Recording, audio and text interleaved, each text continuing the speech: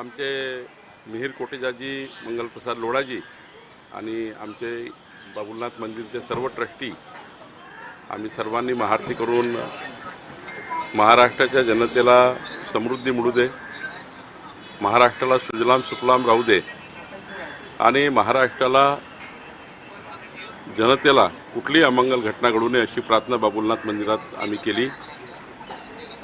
आणि खरं तर आज आम्ही आमचे सरकार देवेंद्र फडणवीसजींनी प्रामुख्याने बाबुलनाथ मंदिराच्या ज्या सेवा सुविधा आहे, ज्या सार्वजनिक सुविधा द्याव्या लागतात त्याकरता 714 स्क्वेअर मीटर जागा ही या ठिकाणी बाबुलनाथ मंदिराची जी होती ती पुढच्या 30 वर्षाकरता त्यांना लीजवर देण्याचा शासन निर्णय माननीय मुख्यमंत्री देवेंद्र फडणवीसजी यांनी मला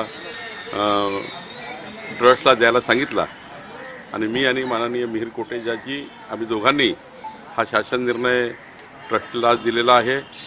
ही जागा आता सार्वजनिक येणाऱ्या सर्व भक्तांच्या सोयीसुविधेकरता बाबुलनाथ मंदिर ट्रस्ट त्या ठिकाणी वापरेल। मी या ठिकाणी माननीय आमदार मिहीर कोटेजाजी यांचं खूप खूप आभार मानतो। त्यांनी या प्रस्तावाकरता खूप प्रचंड सरकारकडे फॉलोअप केला आणि या भागाचे आमदार मंगलप्रसाद लोढाजी यांनीसुद्धा याबाबतची शिफारस केली, पण मिहीर कोटेजाजी यांनी या प्रस्तावाला प्रचंड या ठिकाणी ही जागा मिळवून देण्याकरता प्रयत्न केले आहे। मी मिहीर कोटेजाजी आणि राज्याचे मुख्यमंत्री देवेंद्र फडणवीसजींचं ट्रस्टीच्या वतीने सर्वांचं या ठिकाणी आभार मानतो। सर, ज्या पद्धतीने गेल्या अनेक दिवसापासून जी चर्चा होती दोन्ही बंधू एकत्र येणार, आज अखेर ही युती जी आहे ती जाहीर केली जाते। काय एकंदरीत तुम्ही सांगाल? मुंबईत ताकद दाखवण्याचा प्रयत्न जो आहे तो दोन्ही बंधू करत आहेत। नाही, मला असं वाटतं की शेवटी मुंबईची महाराष्ट्राची जनता ही कोण कोणाची युती करते, कोण कोणाची बसतं याला फारसे महत्त्व देत नाही।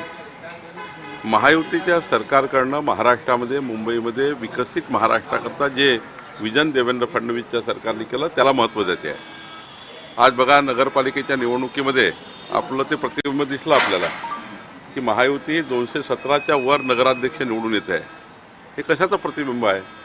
तर माननीय देवेंद्र फडणवीसजींनी विकासाचं मॉडेल जे महाराष्ट्रासमोर मांडलं आहे त्या मॉडेलला लोकांनी मत दिल्याने असंच मुंबईला आंतरराष्ट्रीय शहर बनवण्याचा जो संकल्प देवेंद्र फडणवीसजींनी केला, पुढच्या 2029चं मुंबई कसं असेल, 2035चं कसं असेल, 2047चं मुंबई कसं असेल या आधारावर विकसित मुंबईचा प्लॅन देवेंद्रजींनी तयार केला।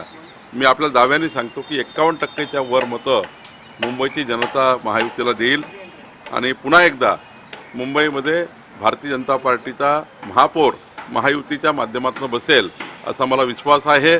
कारण जनतेला विकास पाहिजे आहे आणि तिकडे भकास आहे, इकडे विकास आहे, त्यामुळे तिकडे कोणीही एक आलं तरी मतं मिळणार नाही। ज्या हॉटेलमध्ये ही पत्रकार परिषद ठेवण्यात आलेली आहे त्याच हॉटेलमध्ये अमित शहा आणि उद्धव ठाकरे यांची युतीची घोषणा जी आहे ती मागच्या काळात झाली होती आणि त्यानंतर युती जी आहे ती तुटली होती। एक संबोधित किंवा एक ठिकाण जे आहे ते पुन्हा एकदा अधोरेखित करण्याचा प्रयत्न